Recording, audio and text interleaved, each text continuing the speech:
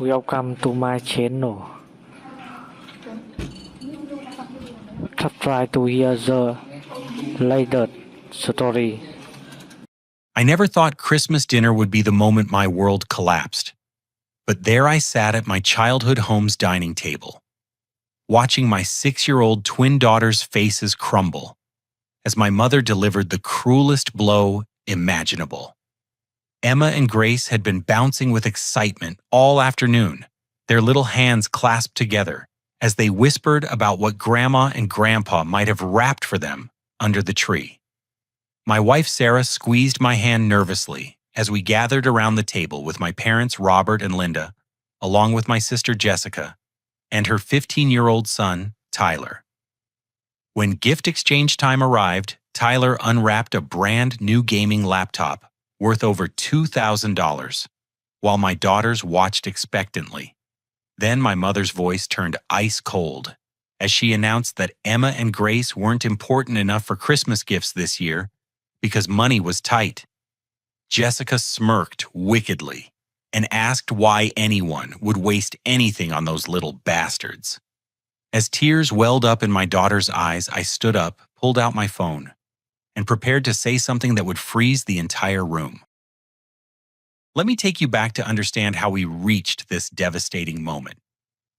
My name is Ethan, and I'm a 28-year-old software engineer who made what I thought was the best decision for my family 2 years ago. After landing a lucrative position with a tech startup, I moved Sarah and our then 4-year-old twins from our comfortable life in California to Ohio, specifically to be closer to my parents. I had dreams of my daughters building precious memories with their grandparents, the kind of warm family bonds I remembered from my own childhood. My father, Robert, a retired postal worker with calloused hands and a gruff exterior that masked what I believed was a tender heart, had always been my hero growing up. My mother, Linda, a former bank teller with silver hair she kept perfectly styled, had been the nurturing presence who baked cookies and bandaged scraped knees. They lived in the same modest ranch house, where I'd grown up with its faded yellow siding and the oak tree in the backyard where I'd built my first treehouse. The move seemed perfect initially. Emma and Grace adapted quickly to their new elementary school, making friends and joining the children's choir at the local Methodist church. Sarah found work as a nurse at the regional medical center, and I settled into remote work that allowed me flexible hours to spend with family. Sunday dinners at my parents' house became our tradition, and I felt like I was giving my daughters something precious that money couldn't buy.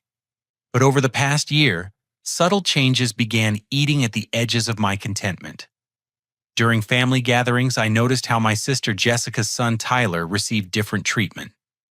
While my daughters were expected to sit quietly and mind their manners, Tyler could interrupt conversations, demand attention, and even make rude comments about Sarah's cooking without consequence. When Emma tried to show Grandpa a drawing she'd made at school, he'd barely glance at it before turning his attention back to Tyler's latest video game achievements. Jessica herself had always been the family wild card. At 32, she'd never held a steady job for more than 6 months, drifting between retail positions and always claiming that employers didn't appreciate her talents. Her husband had died in a motorcycle accident when Tyler was 8, leaving her with a decent life insurance payout that should have provided stability. Instead, she'd moved back in with our parents within a year, claiming she needed help raising Tyler and couldn't afford rent on her own. The Christmas dinner had started with familiar rituals. Sarah and I arrived carrying expensive bottles of wine and homemade appetizers, while Emma and Grace chattered excitedly about their recent school Christmas pageant where they'd sung solo parts. The house smelled like Linda's traditional roast beef and Yorkshire pudding scents that triggered warm childhood memories of holiday celebrations filled with laughter and genuine affection.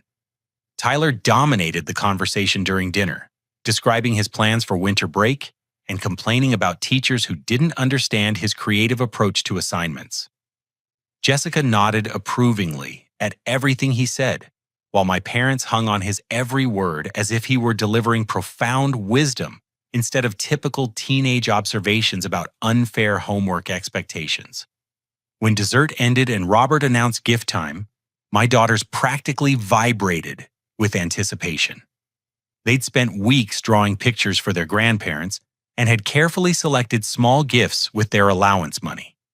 Emma had bought Linda a ceramic mug with "World's Best Grandma" painted in bright letters, while Grace had chosen a bookmark with Robert's initials embossed in gold. Tyler opened his presents first naturally. The gaming laptop emerged from its box like a shrine to technology, its sleek black surface gleaming under the living room lights. Designer clothes followed name-brand sneakers that cost more than most families spent on groceries in a month, and an envelope containing what appeared to be several $100s in cash based on Tyler's excited reaction. Emma and Grace exchanged glances, their eyes bright with expectation as they waited their turn. They'd been taught to wait patiently, to let others go first, to be grateful for whatever they received. Good manners and gratitude had been drilled into them since they could speak, and they embodied those values perfectly as they sat with their hands folded, smiling hopefully at their grandparents. That's when Linda's expression shifted into something I'd never seen before. Her warm grandmother smile disappeared, replaced by a cold mask that made my stomach drop.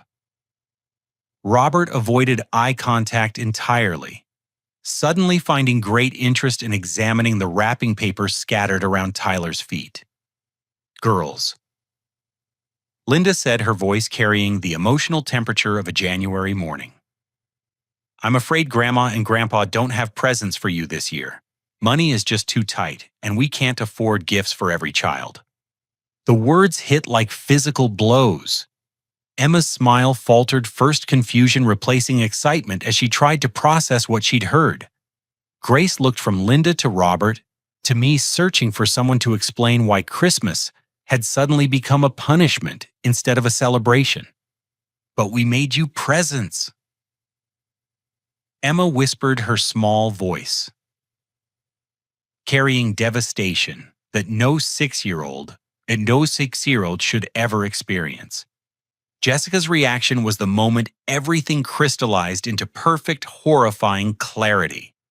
Instead of showing even basic human decency, she actually smirked, a cruel expression that transformed her face into something ugly and vindictive. "Honestly, why waste anything on those little bastards?" she said, her voice dripping with contempt. "They're spoiled enough living in California. They don't need more stuff." That's when I discovered that rage could feel like ice water in your veins instead of fire. As my daughter's eyes filled with tears and Sarah gasped in shock, I felt something fundamental break inside my chest. These weren't strangers being cruel to my children. This was my family, people I'd trusted and loved, deliberately hurting the most innocent people in the room for reasons I couldn't begin to understand. But then understanding came crashing down as I overheard Jessica whisper something to Tyler about her recent casino winnings paying for their upcoming vacation to Hawaii. Casino winnings, vacation plans, while claiming they couldn't afford $20 gifts for my daughters. I pulled out my phone, my hands steady despite the earthquake happening inside my heart. The device felt heavy with the weight of what I was about to reveal, information I'd discovered just 1 week earlier that would shatter this family forever. The phone in my hand contained evidence that would destroy everything my parents had built their reputation on. But watching my daughters fight back tears, while Jessica's cruel laughter filled the room, I knew there was no choice left but complete honesty. "I can dirty notes by. You know what's interesting about tight money?" I said, my voice cutting through the uncomfortable silence that had fallen over the room. "It's fascinating how selective financial hardship can be." Robert's face immediately drained of color, while Linda's eyes darted nervously toward Jessica. Sarah moved closer to our daughters, wrapping protective arms around both girls as they tried to understand why their Christmas had turned into a nightmare. "What are you talking about, Ethan?" Jessica demanded, her smirk faltering slightly. "You're being dramatic over some stupid presents. Kids need to learn disappointment." Tyler looked confused by the sudden tension his attention finally shifting away from his expensive gifts toward the adult drama unfolding around him. He'd been raised to view my family as somehow lesser, less deserving of consideration, and the concept that his lifestyle might be funded through questionable means had never occurred to his 15-year-old mind. I scrolled through my phone to the screenshots I'd been carrying around like burning coals for the past week. Bank records, financial statements, transfer receipts. A paper trail that painted a picture of deception so comprehensive it took my breath away, even now seeing it again. Dad, would you like to explain to everyone how you've been transferring $800 every month to Jessica's account while claiming you can't afford $15 gifts for your granddaughters? I asked, my voice steady despite the earthquake happening in my chest. The silence that followed was absolute. Even Tyler stopped examining his new laptop, sensing that something significant was happening beyond his understanding. Linda's hands began shaking as she gripped the edge of the dining table, her knuckles white against the dark wood. "I don't know what you think you found, but you're wrong," Robert said, but his voice lacked conviction. "We help Jessica because she needs it. She's a single mother trying to raise Tyler right." "Help her with what exactly?" I pressed, pulling up more evidence on my phone. "Her gambling debts. The $5,000 she lost at the Riverboat Casino in Cincinnati last month, or maybe the credit cards she's maxed out buying things she can't afford." Jessica's face transformed from smug superiority to pure panic in the span of 3 seconds. "You have no right to look into my personal finances, you self-righteous bastard." "Actually, I didn't look into yours," I said calmly. "I looked into theirs after I started noticing some inconsistencies in their supposed poverty." The truth had started unraveling completely by accident. 3 weeks earlier, I'd offered to help my parents set up online banking after Linda complained about having to drive to the bank branch every week. She'd reluctantly agreed, then forgotten I'd written down her login information to help her practice accessing the account later. Curiosity had gotten the better of me when she mentioned struggling to afford groceries the same day Tyler showed up wearing $200 sneakers. What I found in their account history had kept me awake for 6 straight nights, trying to convince myself there had to be an innocent explanation. Regular transfers to Jessica's account, always in amounts just under $1,000 to avoid triggering bank reporting requirements. Payments to Tyler's private school that cost more per year than many families' annual income. Credit card payments for Jessica's purchases that included designer purses, expensive makeup, and frequent restaurant charges. But the most damning evidence was still coming. The really interesting part, I continued, my voice gaining strength as righteous anger replaced shock, is where you've been getting the money for all this generosity. Sarah's nursing background had trained her to read people's stress responses, and she immediately recognized that Linda was approaching a full panic attack. Her breathing had become rapid, and shallow sweat beading on her forehead, despite the house being almost cold from the winter weather outside. "Ethan, maybe we should discuss this privately," Sarah suggested gently, always trying to preserve family relationships even when they didn't deserve preservation. "No," I said firmly. "My daughters deserved better than this humiliation, and they deserve to understand why their grandmother just told them they're not important enough for Christmas gifts, while their cousin gets thousands of dollars worth of presents." Tyler was beginning to look uncomfortable, finally sensing that his privileged position in the family might not be as secure as he'd always believed. "Mom, what's he talking about?" he asked Jessica. "Nothing, sweetheart," Jessica said quickly. "Your uncle is just being jealous and trying to cause problems because he can't handle that we're closer to Grandma and Grandpa than he is." That's when I revealed the information that would change everything forever. "Mrs. Patterson down the street has been wondering where her money has been going," I said quietly. "She's 84 years old, has early-stage dementia, and has been losing track of significant amounts from her savings account. Amounts that seem to correspond almost exactly with the extra income showing up in Mom and Dad's bank records. The effect was immediate and devastating." Robert actually staggered backward as if I'd physically struck him, while Linda made a sound like a wounded animal. Jessica's eyes went wide as the implications crashed over her. "You're lying," Linda whispered. "We would never. We're not thieves." Mrs. Patterson signed a power of attorney document giving you access to her accounts when she needed help paying bills after her fall last spring. I continued relentlessly. But somehow her utility bills that should cost maybe $200 a month have been requiring check payments of $800 to $1,000. Bills that get deposited into your account instead of the electric company. Emma and Grace were clinging to Sarah, now frightened by the adult emotions swirling around them, but not understanding the words being spoken. Their Christmas morning had transformed into something that would require therapy. To process and rage at that reality fueled my determination to expose every detail. "She trusts you," I said, my voice breaking slightly. "She bakes cookies for you and asks about your health when you stop by to help with her finances. And you've been stealing from a woman with dementia to fund Jessica's gambling and Tyler's private school tuition." Tyler's face had gone pale as understanding finally began to dawn. "Mom, is that true? Are Grandma and Grandpa stealing from old people?" Jessica looked around the room like a trapped animal, her eyes wild with desperation. "It's not stealing when someone can't even remember what they spent money on. She's confused anyway. We're practically doing her a favor by managing her finances before she loses everything." The casual cruelty in her voice, the complete lack of shame or remorse, crystallized everything I needed to know about the people I'd thought I could trust with my children's emotional well-being. "She remembers enough to be scared," I said. "She remembers enough to know something is wrong, but not enough to figure out what. She lies awake at night worrying about money because you've convinced her she's spending thousands of dollars she can't remember spending." Robert finally found his voice, though it came out weak and defensive. "We never took more than we needed. Jessica was going to lose her car if we didn't help, and Tyler needs stability.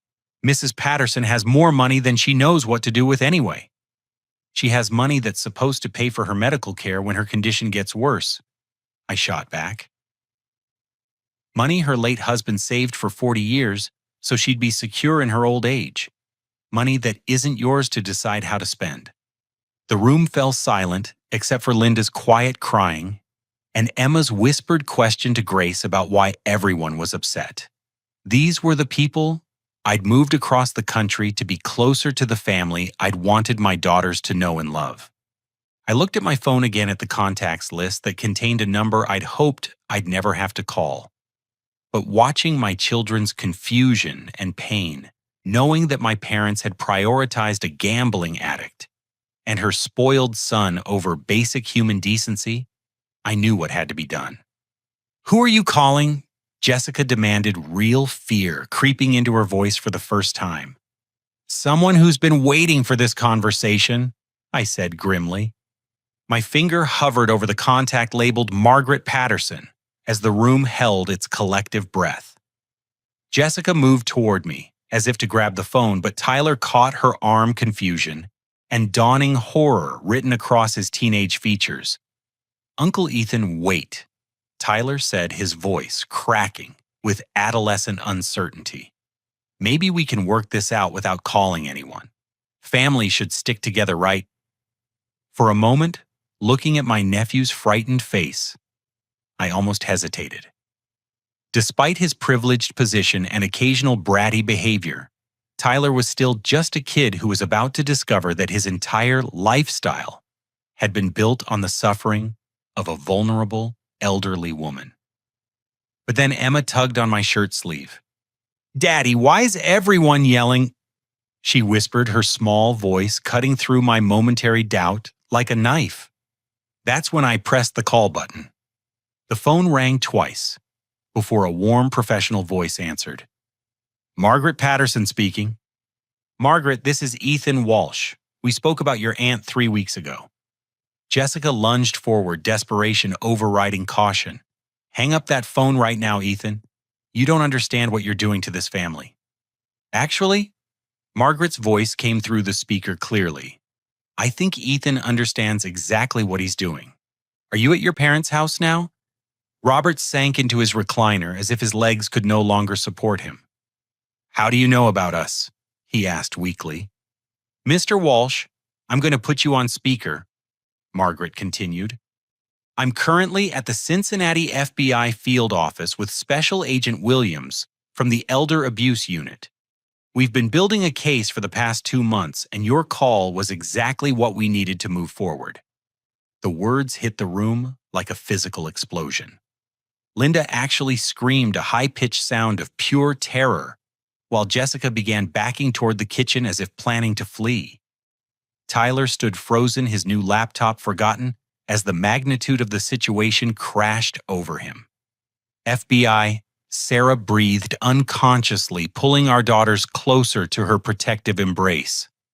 Mrs. Walsh, I presume? Margaret's voice carried professional compassion. I want you to know that your husband has been incredibly helpful in our investigation. When he contacted me after noticing suspicious financial activity, it provided the final piece we needed to prove systematic elder abuse. I hadn't told Sarah about my weeks of investigation, hoping against hope that I'd find an innocent explanation for what I'd discovered. Now, listening to Margaret's words, the full weight of what I'd uncovered settled on my shoulders like concrete. Ethan called you, Linda's voice came out as a whisper. He did, Margaret confirmed, after he noticed discrepancies in your financial situation and began wondering where the money was coming from. But what he didn't know is that we'd already been investigating you for months. Jessica's face went white as paper. That's impossible. We've been careful. We never took large amounts, and your aunt signed everything willingly. Ms. Walsh, a new voice interrupted. This one carried the unmistakable authority of law enforcement. This is Special Agent Williams. Everything you just said is being recorded, and I need to inform you that anything you say can and will be used against you in a court of law. Tyler started crying then, not the angry tears of a frustrated teenager, but the broken sobs of a child whose world was collapsing. Mom, what did you do? What did we do? Margaret's voice gentled as she addressed the family. Agent Williams, perhaps you should explain what we found? Over the past 8 months, Agent Williams continued, your parents have systematically stolen over $93,000 from Mrs. Eleanor Patterson. The money was taken through forged signatures, manipulated power of attorney documents, and psychological manipulation of a woman with cognitive impairment. Sarah made a sound like she'd been punched in the stomach. $93,000. The investigation began when Mrs. Patterson's bank teller noticed unusual withdrawal patterns and contacted our office. Mrs. Patterson had been asking confused questions about large purchases. She couldn't remember making medical bills that seemed inflated and home repairs that no one could locate any evidence of. Robert's voice came out hollow and defeated. She kept forgetting things anyway. The money wasn't helping her if she couldn't remember having it. Sir Agent Williams said firmly that money was earmarked for Mrs. Patterson's long-term care. Her late husband worked 2 jobs for 40 years and saved every penny so she'd be protected if her health declined. You've stolen her security, her dignity, and her peace of mind. Emma started crying softly, picking up on the emotional devastation surrounding her even without understanding the adult concepts being discussed. Grace joined her, and soon both my daughters were sobbing in Sarah's arms, while their grandparents faced federal charges and their cousin's life crumbled around him. There's more, Margaret said quietly. Agent Williams, we've also discovered that Jessica Walsh has been embezzling funds from Helping Hands Senior Services, where she works part-time processing donation checks. Approximately $12,000 in donations meant for holiday meals and medical assistance for elderly residents has been diverted to personal accounts. Jessica collapsed into a chair, her face buried in her hands. I was going to pay it back, she mumbled. I just needed to win enough at the casino to cover everything. How much does she owe in gambling debts? I asked, though I wasn't sure I wanted to know the answer. Based on our investigation, approximately $47,000 to various creditors and gambling establishments, Agent Williams replied. The theft from Mrs. Patterson and the nonprofit was an attempt to service those debts. Tyler looked up from his hands, tears streaming down his face. Is this why Dad's life insurance money disappeared? Did you gamble away my college fund too? Jessica's silence was answer enough. We have units positioned around the house, Agent Williams continued. Mr. and Mrs. Walsh, Jessica Walsh, you're going to need to come with us for questioning. Tyler, is there another family member you can stay with? He can stay with us? Sarah said immediately, her nurturing instincts overriding the chaos. At least until we figure out what happens next. Mom, I'm scared, Emma whispered. Are the police going to take Grandma and Grandpa away? I knelt down to my daughter's level, trying to find words that could explain the unexplainable. Sometimes grown-ups make very bad choices that hurt other people. When that happens, there are consequences to help protect everyone else. But why did they hurt Mrs. Patterson? Grace asked. She's nice. She gave us cookies when we moved here. I don't know, sweetheart, I said honestly. Sometimes people do things that don't make sense even to other grown-ups. The sound of vehicles pulling into the driveway signaled the end of our family as we'd known it. Within minutes, federal agents would arrest my parents, and Sister Tyler's world would be turned upside down, and my daughters would carry the memory of this Christmas for the rest of their lives. But as I held Emma and Grace close, feeling their small hearts beating against my chest, I knew that protecting them from this toxicity was the right choice, no matter how much it hurt. Margaret, I said into the phone, what happens to Mrs. Patterson now? She's safe, Margaret replied gently.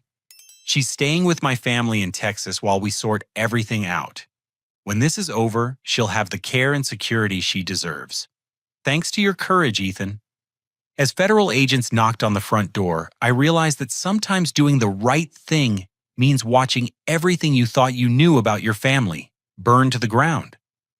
But from those ashes, maybe something honest and healthy could finally grow.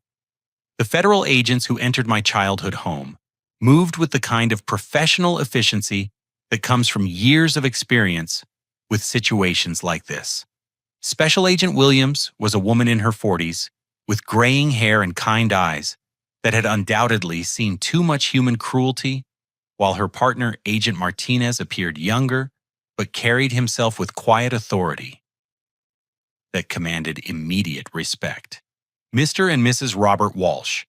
Agent Williams announced formally producing official documentation. You're under arrest for elder abuse mail fraud and conspiracy to commit financial fraud.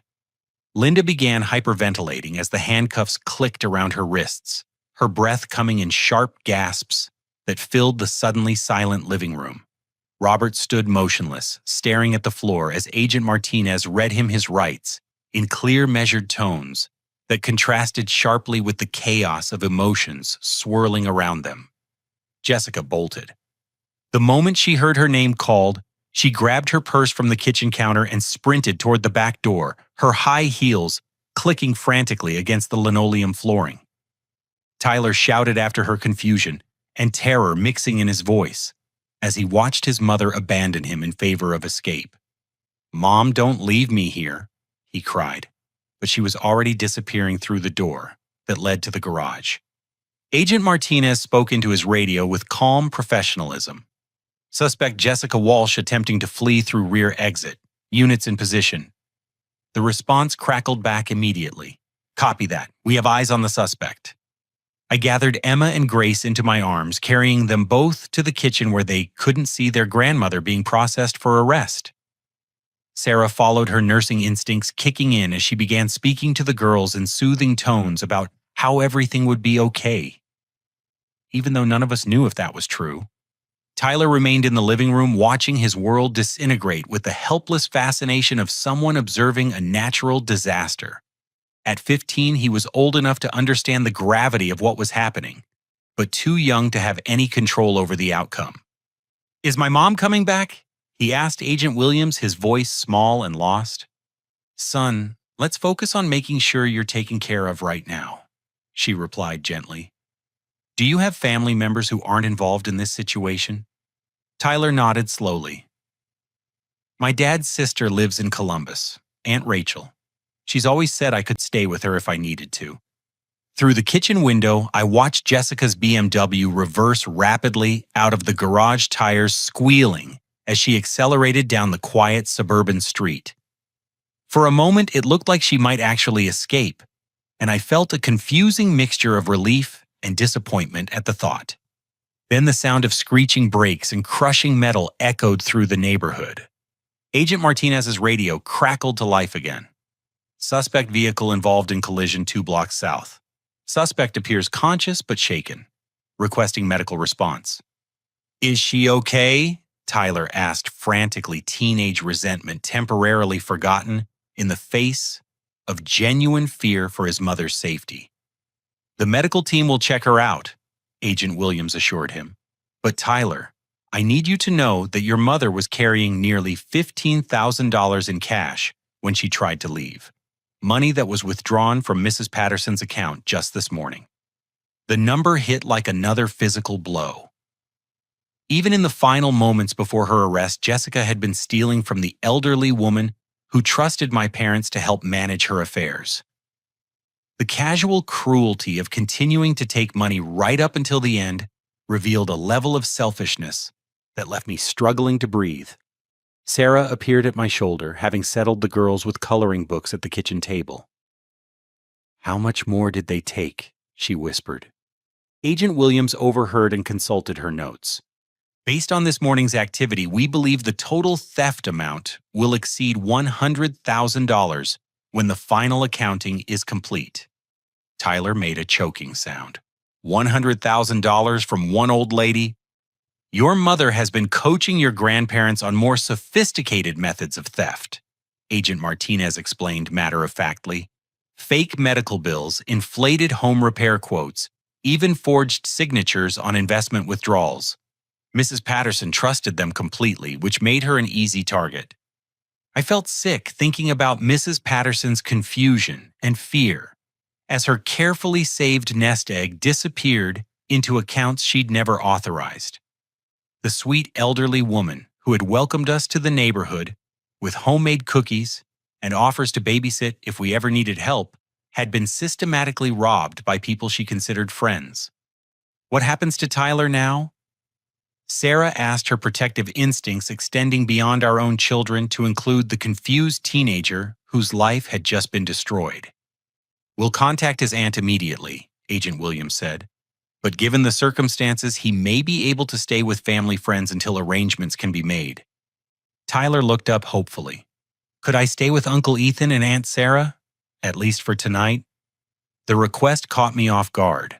Despite his privileged treatment and occasional attitude problems, Tyler was still my nephew, and he'd just watched his entire support system collapse in the span of an hour. Whatever his mother's crimes, he was an innocent victim of her choices. Of course, Sarah said before I could respond. We'll make space for you as long as you need. Agent Martinez returned from coordinating with the teams outside. Jessica Walsh is in custody, minor injuries from the collision, but she'll be processed as soon as medical clears her. The cash she was carrying has been secured as evidence. Linda's crying intensified as they prepared to transport her to federal holding. Ethan, please, she begged through her tears. Don't let them take us away on Christmas. Think about what this will do to the girls. The audacity of her request left me speechless.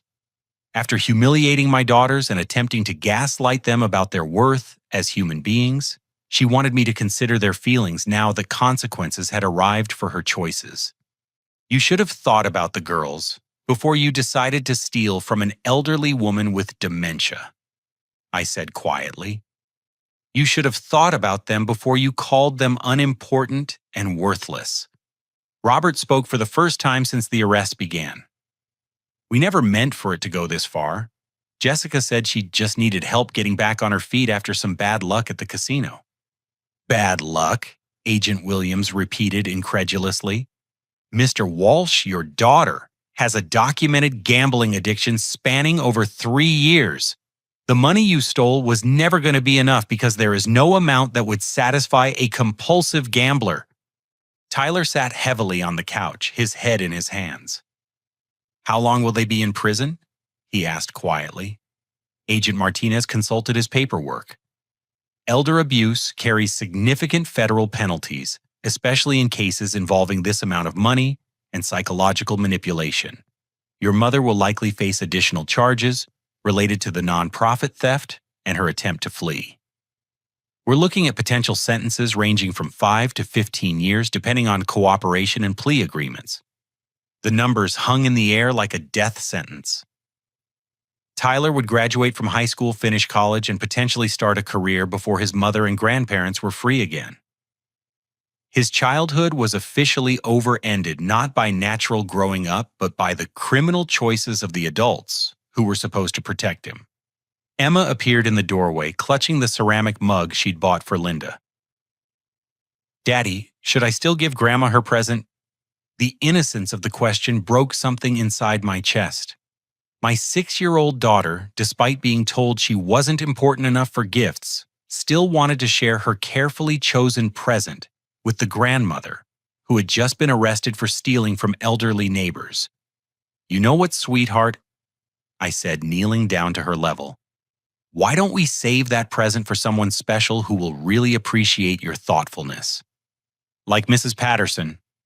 Grace suggested joining her sister in the doorway. "That's a wonderful idea," Sarah agreed. "Mrs. Patterson would love to know that you were thinking about her."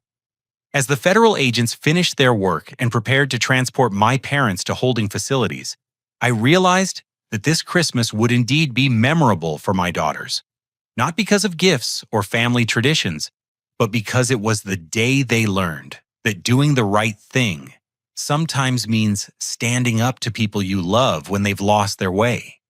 Tyler would sleep in our guest room that night, beginning a journey toward healing that would take years to complete. My parents would spend Christmas in federal custody, facing the consequences of choices that prioritized greed over family bonds. And my daughters would go to sleep knowing that their father had protected them from people who viewed them as less important than money stolen from a vulnerable neighbor. Sometimes the most loving thing you can do for your children is shield them from the toxicity of family members who have forgotten how to be human. The weeks following Christmas passed in a blur of legal proceedings, media attention, and the slow, painful process of rebuilding our lives from the wreckage of family betrayal. Tyler settled into our guest room with the quiet desperation of someone trying to disappear entirely, while Emma and Grace struggled to understand why their grandparents had suddenly vanished from their lives. 3 days after the arrests, Margaret Patterson called with news that would fundamentally change my understanding of what my parents had done to her aunt. "Ethan, there's something you need to know about how we gathered evidence," she said during our morning phone conversation. "Mrs. Patterson has been more aware of what was happening than anyone realized."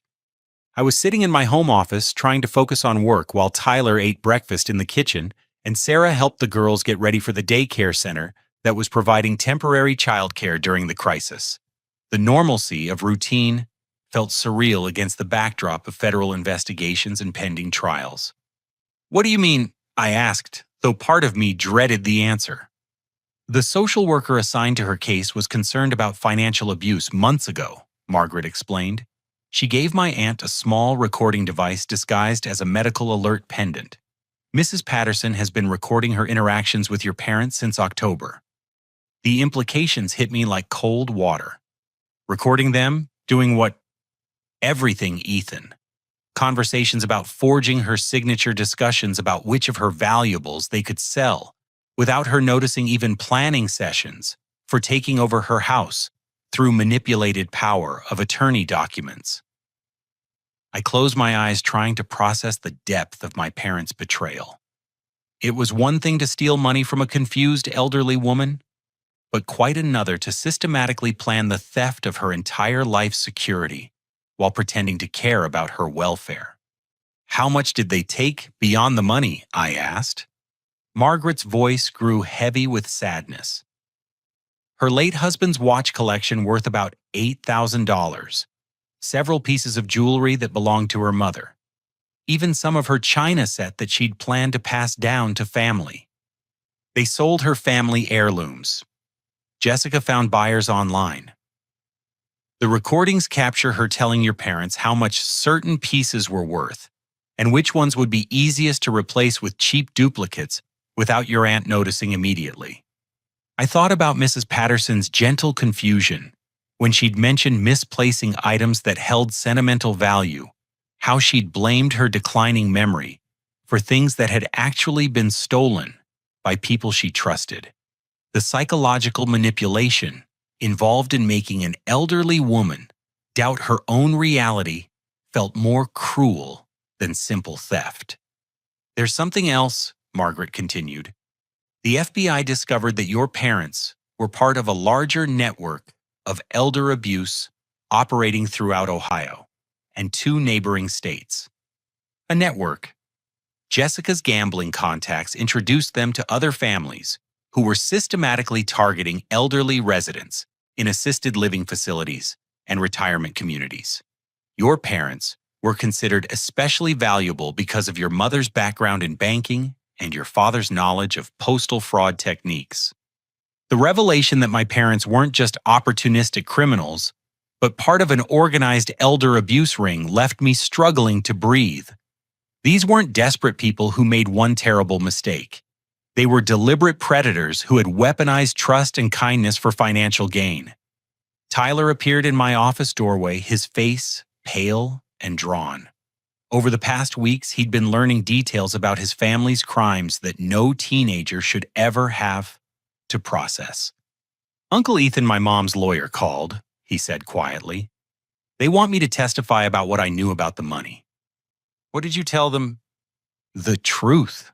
That I knew Mom was always gambling and asking Grandma and Grandpa for money. But I thought it was their money they were giving her. His voice cracked with adolescent emotion. I feel like such an idiot. All those expensive things, the private school, the vacations, it was all stolen from that nice old lady. I gestured for him to sit down, noting how much he'd changed since Christmas. The entitled attitude and casual dismissiveness had been replaced by genuine remorse and a mature awareness of the harm his family had caused. Tyler, you were a kid. You trusted the adults in your life to make ethical choices. Their failures aren't your responsibility. But I benefited from it, he said miserably. Every time I used that laptop or wore those clothes, I was enjoying the profits from hurting Mrs. Patterson. Margaret's voice came through the phone speaker, having overheard our conversation. Tyler, my aunt specifically asked me to tell you that she doesn't blame you. She knows you're not responsible for your mother's choices. Tyler's eyes filled with tears. Could I talk to her sometime to apologize? I think she'd like that very much, Margaret replied gently. The next major development came 2 weeks later when Agent Williams contacted us with news about the federal case's expansion. We've arrested 14 additional suspects across 3 states, she explained during a meeting at the FBI field office. The network your parents were involved with has stolen an estimated $2.3 million from elderly victims over the past 4 years. Sarah gripped my hand tightly as the scope of the criminal enterprise became clear. We'd brought Tyler with us to the meeting partly because he'd requested to understand the full extent of what had happened, and partly because his testimony would be crucial in securing convictions. How many elderly victims? I asked. 47 confirmed cases, with more potential victims being identified as the investigation continues. Your parents' arrest was the breakthrough that allowed us to map the entire operation. Tyler looked sick. Were Grandma and Grandpa the leaders, or just followers? Agent Williams consulted her notes. Based on the evidence, they were mid-level operators. Jessica appears to have been the connection point between the gambling establishments where victims were identified and the families who carried out the actual theft. They identified victims at casinos, Sarah asked incredulously. Elderly individuals who displayed signs of cognitive impairment, but still had access to significant financial resources. Jessica would befriend them, learn about their family situations, and then introduce other network members as helpful neighbors or trustworthy friends who could assist with financial management. The systematic nature of the targeting made the crimes even more horrifying. These weren't random acts of desperation, but calculated predation of society's most vulnerable members. "What happens to the money that can be recovered?" Tyler asked. "Asset forfeiture will allow us to return funds to victims wherever possible," Agent Williams explained. "Your parents' house vehicles and financial accounts are being liquidated to contribute to victim restitution." I realized that Tyler was effectively losing his childhood home, along with his family. At 15, he was experiencing the kind of complete life upheaval that most people never face at any age. "Tyler will stay with us as long as he needs," Sarah said firmly. "We'll make sure he has stability while everything else gets sorted out." Agent Williams smiled approvingly. That kind of family support makes a significant difference in cases like this. "Tyler, you should know that your cooperation and testimony will help ensure that other elderly victims receive justice." Over the following months, as legal proceedings moved forward and our new family dynamic settled into routines, I watched Tyler transform from an entitled teenager into a young man with genuine empathy and moral clarity. His testimony in federal court was clear, honest, and devastating to his mother's defense strategy. Emma and Grace adapted with the resilience of children, though they occasionally asked difficult questions about why their grandparents had made choices that hurt people. We answered honestly but age-appropriately, emphasizing that good people sometimes make terrible mistakes, and that protecting others is more important than protecting family loyalty when family members do harmful things. Mrs. Patterson's recovery of her financial security allowed her to receive proper dementia care, and her lucid moments included expressions of gratitude for our intervention.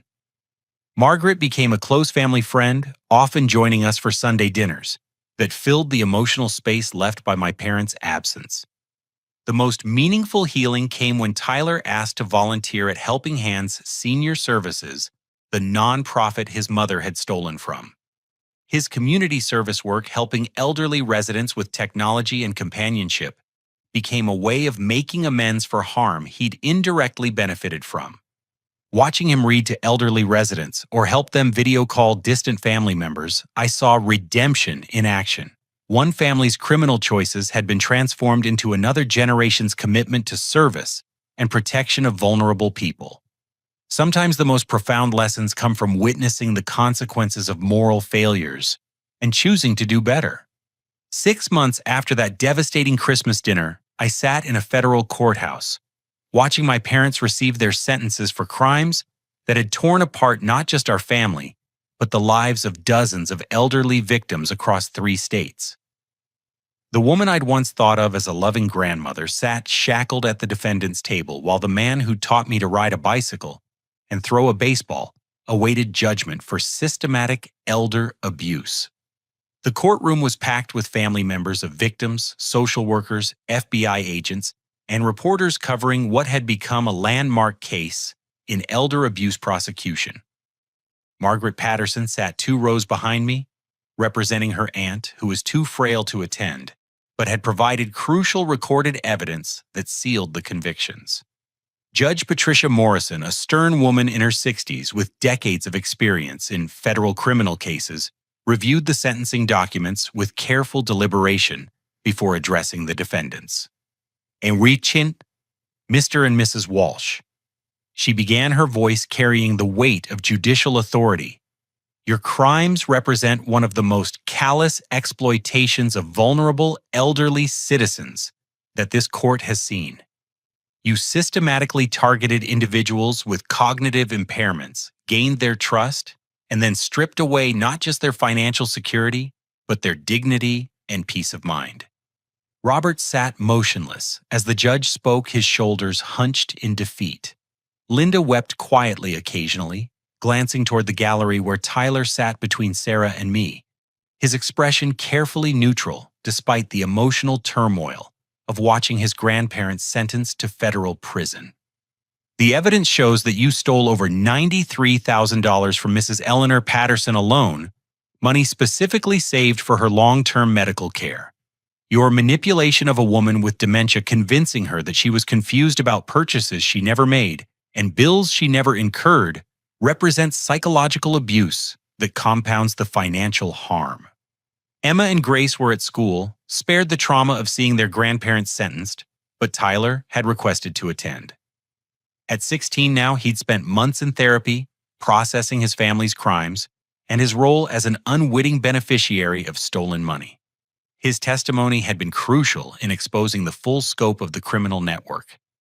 Furthermore, Judge Morrison continued, your participation in a multi-state elder abuse ring that victimized 47 elderly individuals shows a level of criminal sophistication that demands significant punishment to protect society and deter others from similar crimes.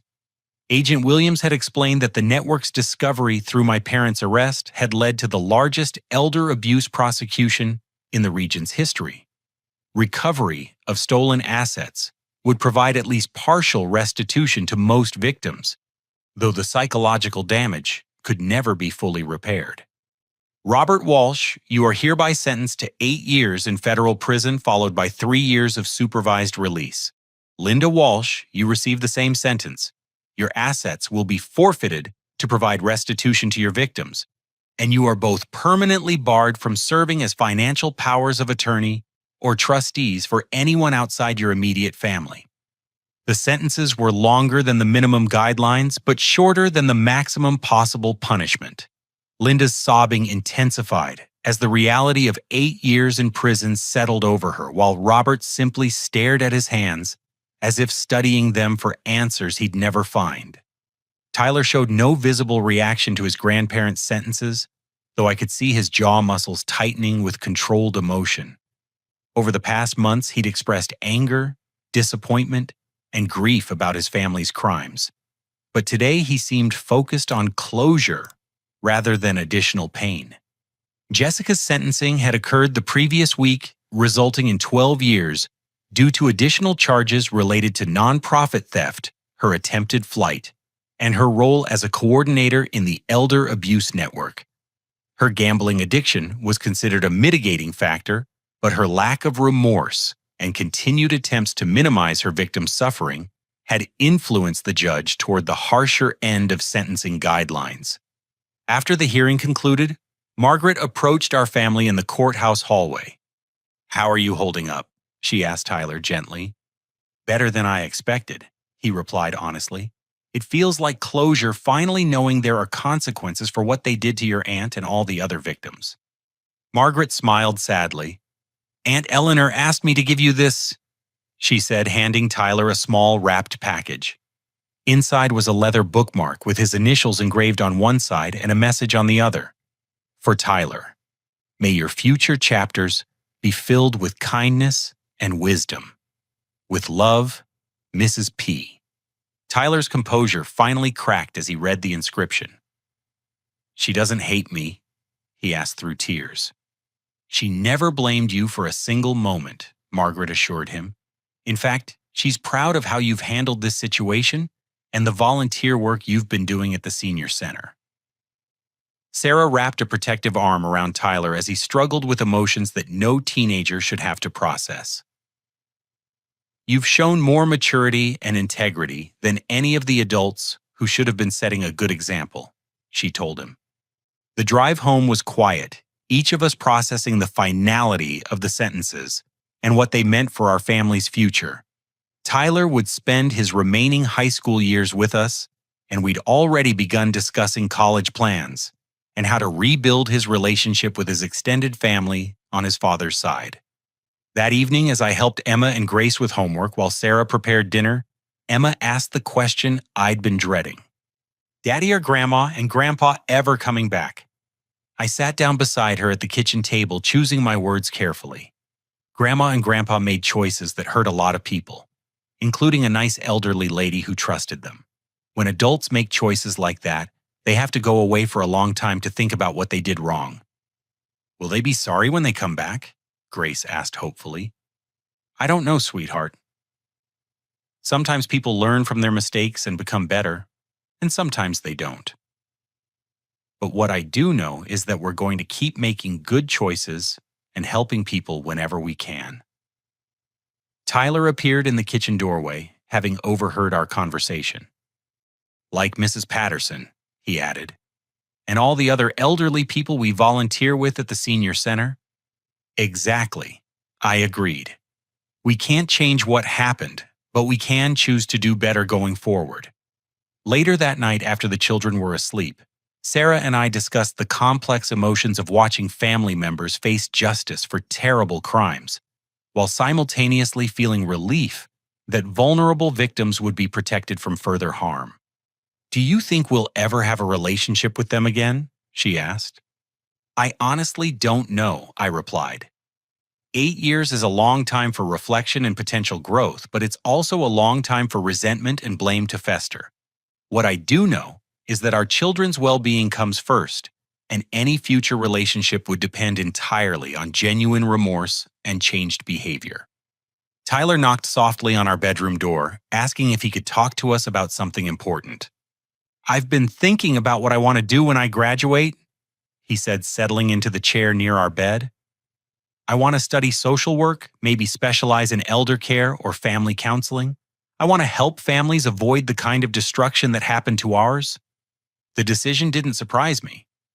Over the past months, Tyler had shown a natural aptitude for connecting with elderly residents during his volunteer work, and his personal experience with family dysfunction gave him unique insight into the warning signs of abuse and manipulation. That sounds like a wonderful way to honor Mrs. Patterson and all the other victims, Sarah said warmly. And to prove that people can choose to be better than their family history, I added. As Tyler returned to his room and Sarah and I settled into sleep, I reflected on how one moment of moral clarity during a Christmas dinner had led to justice for dozens of elderly victims, healing for our family, and a young man's transformation from entitled teenager to empathetic advocate. Sometimes the most painful choices lead to the most meaningful growth. 2 years later, on Christmas Eve 2025, I stood in our kitchen watching a scene that would have been impossible to imagine during that devastating dinner at my parents' house. Emma and Grace, now 8 years old, and radiating confidence that came from knowing they were loved and valued, were helping Margaret Patterson's niece Rachel prepare hot chocolate for our assembled chosen family. Tyler, now 18 and preparing for his freshman year at Ohio State University, where he'd study social work, was reading A Christmas Story to Mrs. Eleanor Patterson, who sat comfortably in our living room, despite her advancing dementia. Her face lit up with childlike wonder as he described Santa's workshop, and in those moments her confusion seemed to fade entirely. Sarah moved between our guests with the natural grace of someone who'd learned to create family bonds through love rather than obligation. Our Christmas Eve gathering included Margaret and her husband David Rachel, and her 2 young children, 3 elderly neighbors we'd befriended through our advocacy work, and Mrs. Patterson herself, who'd moved to a memory care facility near Margaret's house, but was having one of her increasingly rare clear days. The transformation of our family traditions reflected deeper changes in how we understood the meaning of belonging and protection. Instead of the tense obligation that had characterized holidays with my parents, our celebration centered on genuine care for people who might otherwise spend holidays alone. Emma approached me with a wrapped gift, her eyes sparkling with excitement. Daddy, this is for Mrs. Patterson. Grace and I made it together. Inside the carefully wrapped package was a photo album filled with pictures from our various visits and outings over the past 2 years. Each page included handwritten notes from the girls describing their favorite memories of baking cookies, with Mrs. Patterson listening to stories about her late husband and helping her tend to the small garden at her memory care facility. She might not remember making these memories, Grace explained seriously, but she can look at the pictures and feel happy anyway. The wisdom of 8-year-old children never ceased to amaze me. Through their experience with Mrs. Patterson's condition, Emma and Grace had developed an intuitive understanding of how love could transcend cognitive limitations and how creating joy in the present moment mattered more than whether those moments would be remembered tomorrow.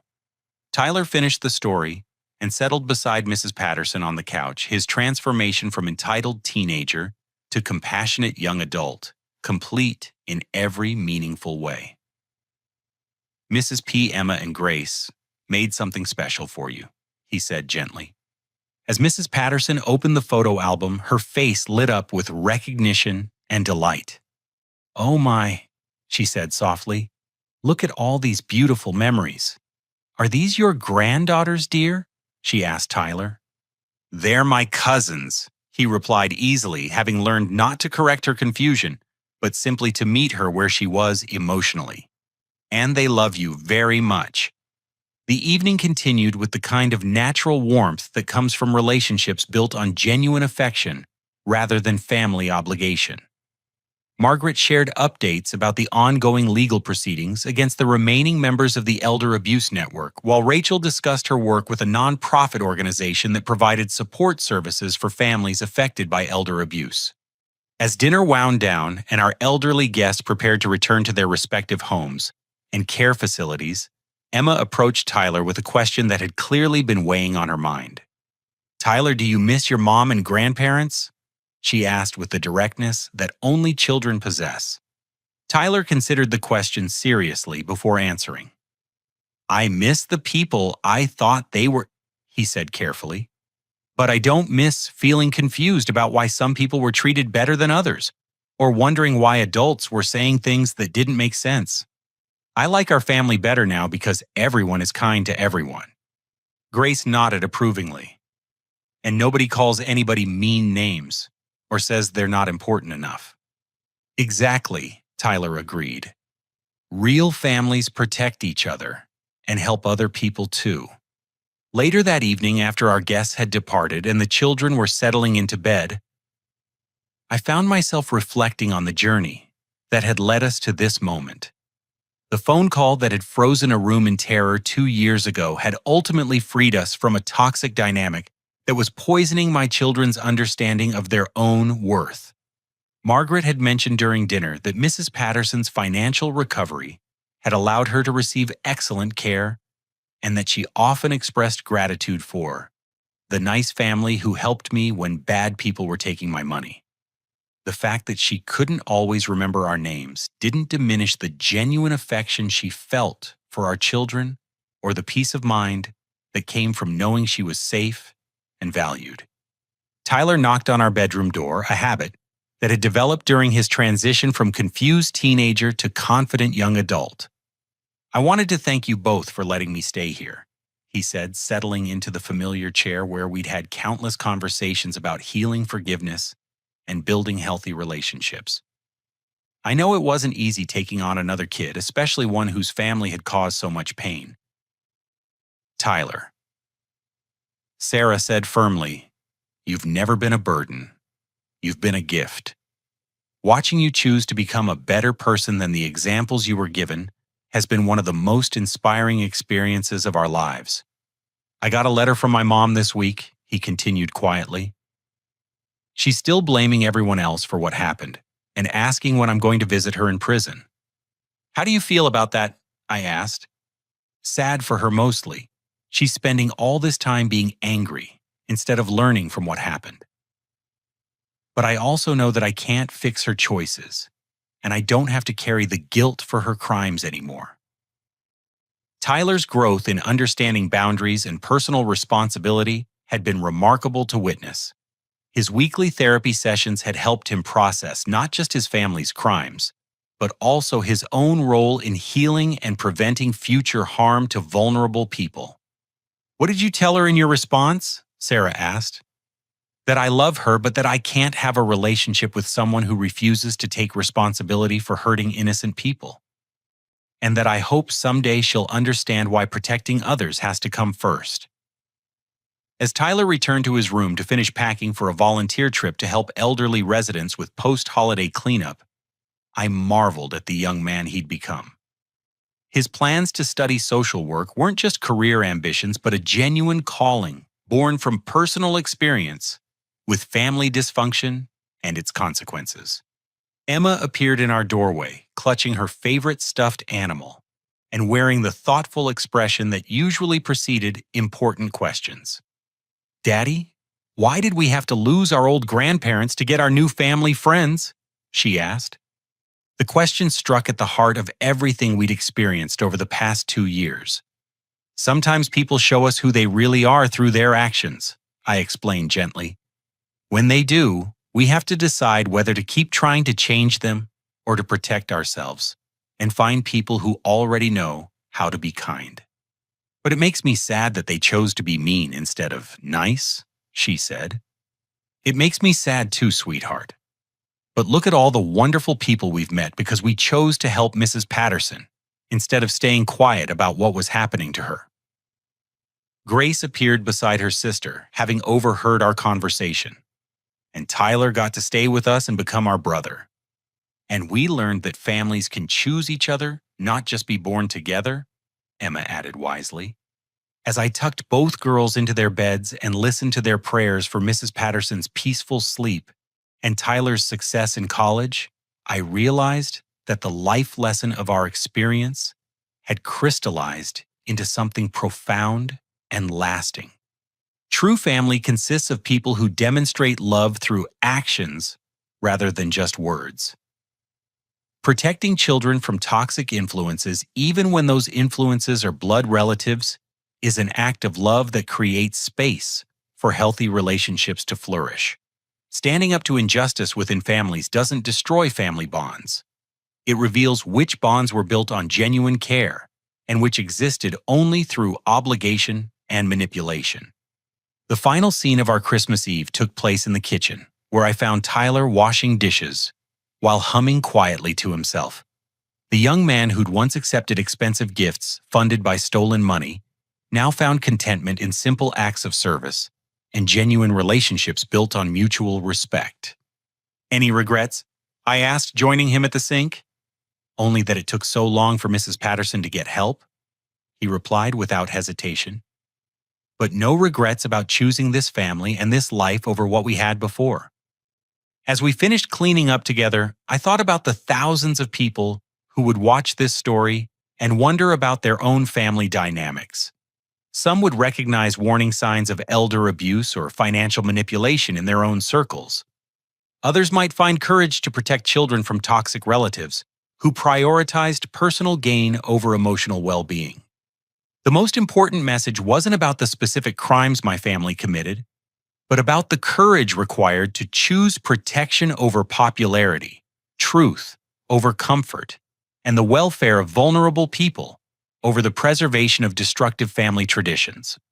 Standing up for what's right sometimes costs us relationships we thought we wanted to preserve, but it also creates space for relationships built on genuine love, mutual respect, and shared values that strengthen rather than drain our souls.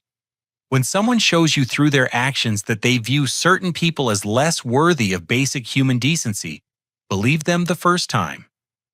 Then choose to surround yourself and your children with people who understand that everyone deserves kindness, protection, and respect.